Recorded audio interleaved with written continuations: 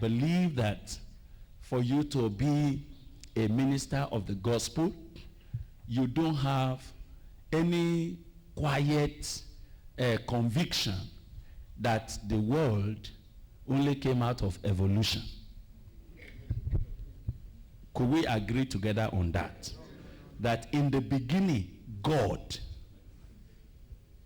is that all right? That at the beginning, God. Now, that is where the word of God begins. In the beginning, God.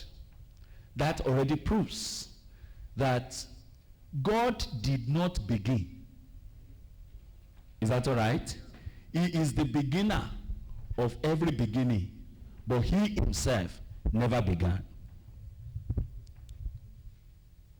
Our God is the cause that causes everything to be, but he himself is not caused by anything.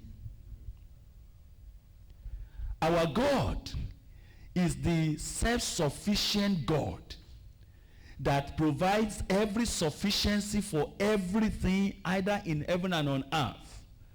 But he himself does not depend on anything to exist. God is God. Is that all right? There is no need to look for anything beyond Genesis chapter 1 verse 1. The beginning of wisdom is the knowledge of God. Is that all right? If you have doubt about the fact that in the beginning God, then I think our basis of relationship here will be faulty. So can I go ahead that our biblical basis is that God has no beginning. Is that all right? And he has no end. And that God calls into existence those things that be not as though they were. And he did everything effortlessly. He is God. Is that all right? Now, why did I need to emphasize that? It is impossible to speak eloquently about God, whom you think was constructed out of some philosophical ideas. Your ministry will be weak except your conviction of a personal God, a God that is a personality, a God that is real, a God that created and creates, a God that organizes things, and he does everything according to his own counsel and his own purpose, and that nothing ever happened anywhere all over the universe, including the heavenlies, that was outside his hand. He is in charge of all. Do we agree with that before I go ahead? All right, that's good.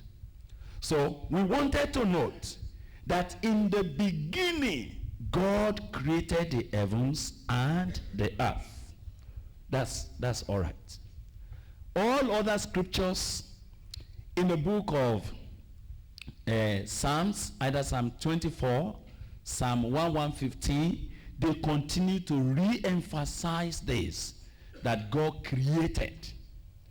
God conceived and crafted from within himself what we now see. Is that all right? The book of Hebrews chapter 11, I suppose verse 2 says, by faith we believe and we know that the present world we now see was what? Formed, fashioned out of what we did not see by the word of God. So, do you get to that now? So, we go ahead from that point. So, we now know that our theology is first and foremost established on the fact that there is our God, who is a personality, is not a feeling. Even though you can feel God, but God himself is not a feeling. Is that all right? Our God is not a wind. Even though when he comes, there's an earthquake. But our God himself is not an earthquake. Is that all right? Even though fire goes before him and fire surrounds his throne, but our God himself is not fire. It's not intangible things like wind, like water, like fire, like feelings. No. It's a person. Reasonable person. He's a person who calculates, who plans, and who executes his plans to details, and who uses the instrumentality of his word to cause things to happen. And because he is God, we cannot, and I like to quickly say that, don't worry yourself about wanting to say, where was God before the heavens were created? That is not important. That is a childish question. He is God who fills all in all. And actually, nothing created can contain him. Are you understanding? If God chooses to dwell in a house, he just constrains himself. Nothing can contain him. No house can contain him. So when he dwells in the heart of a man, that is great humility on the part of God. He chooses to be that. Is that all right? He is omnipresent. That is, he is present everywhere at the same time. Do you understand that now? God does not need to arrange and say, I will be here from now till 2 o'clock, and then from 3 you will meet me there. No, he is both here and there at the same time. Do you understand that now? His eyes is not like our eyes. Our own eyes can only focus on one thing at a time. But his own eyes, he sees everything, everywhere, in every place, in every matter at the same time. He's seeing everything at the same time.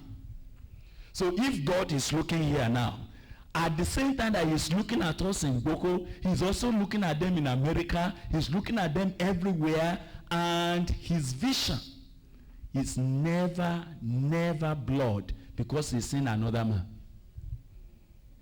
Do you understand that now? Now, that is God. The entire theology is talking about the study about who? About God. And we do need to keep making that input into our lives and ministry. Not for what to preach, but for knowing him who we preach.